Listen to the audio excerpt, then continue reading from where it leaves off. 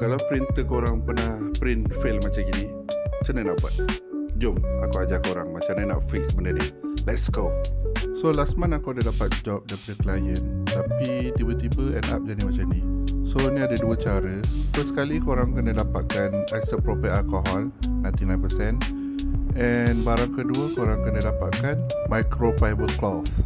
So yang holder tu korang boleh dapatkan dekat Macworld. Okay, benda pertama sekali korang kena buat adalah spray isopropyl alcohol dekat build plate korang, and then korang boleh sapu bagi rata menggunakan microfiber cloth tadi. Kalau dengan cara ni print korang dah okey, korang boleh continue. Kalau tak okey, korang boleh follow next step ni. Alright, cara kedua ni pula, korang ambil build plate korang ni dan korang basahkan dulu, basah depan and basah belakang, and korang ambil sabun, korang letak je atas build plate macam gini. Dan sabun ni ikut korang lah, korang nak letak banyak mana. Alright, next korang kena sediakan sponge, and korang just scrub atas plate tu bagi sama rata. Bila depan ni dah siap, korang pusing pula plate korang, cuci belah belakang juga.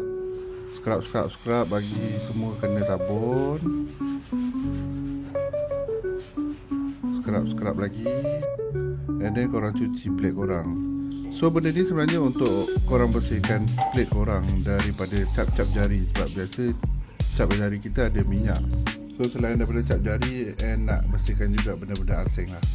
So next step, korang ambil balik korang punya microfiber cloth tadi, korang lap-lap bagi kering, and then nak lagi secure, korang boleh jemur dulu bagi dalam setengah jam.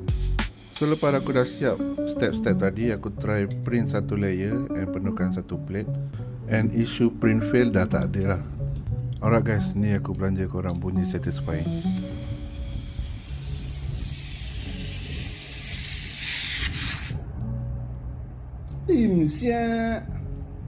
Alright guys, kalau korang rasa video ni manfaat, boleh tekan repost, and korang-korang nak tengok kemudian, korang boleh tekan favorite. And thank you for watching. Jangan lupa like, comment and share. Thank you guys. Bye bye.